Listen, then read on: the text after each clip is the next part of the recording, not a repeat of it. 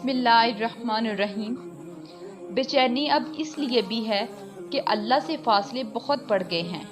اللہ کو کھو کر ہم انسانوں کو تلاش کرتے ہیں، ہر ٹھکانے سے بے خبر، در بدر بھٹکتے ہوئے۔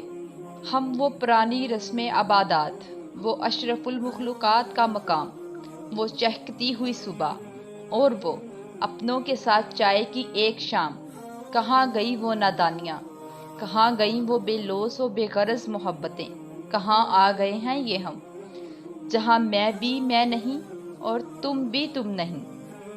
یوں لگتا ہے جیسے لمحے ٹھہر سے گئے ہوں اور ہم باغے چلے جا رہے ہوں۔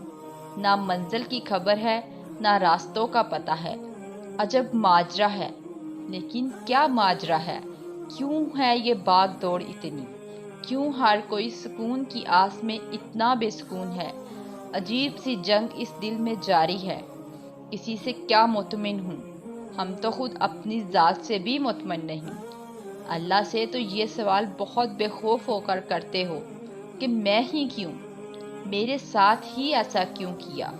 کبھی یہ سوچا ہے کہ اگر وہ سوال کرے کہ تمہیں تو میں نے اپنے لیے بنایا تھا، تو تم اس دل میں کیوں نہیں؟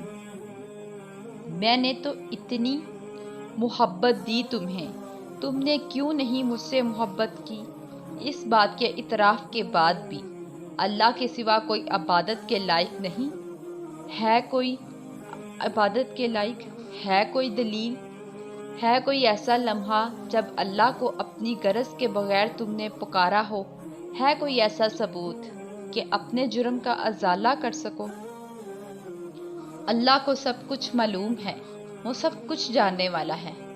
جب تم کسی کے ساتھ کچھ برا کرتے ہو یا کسی کے ساتھ کچھ اچھا کرتے ہو، تب وہ تمہیں دیکھتا ہے، اور جب تم کسی سے کوئی بات کرتے ہو یا جب ہزاروں باتوں کے بعد بھی کچھ کہہ نہیں پاتے ہو، وہ تب بھی تمہیں سنتا ہے۔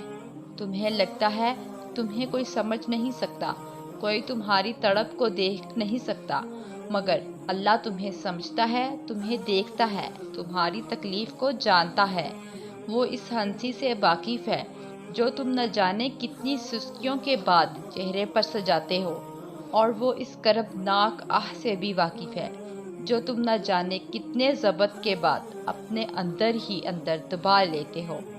قرآن پاک میں فرمایا گیا ہے کہ اس پر ہر چیز عیاں ہے، جو کچھ گزر چکا اور جو کچھ موجود ہے اور جو کچھ آنے والا ہے۔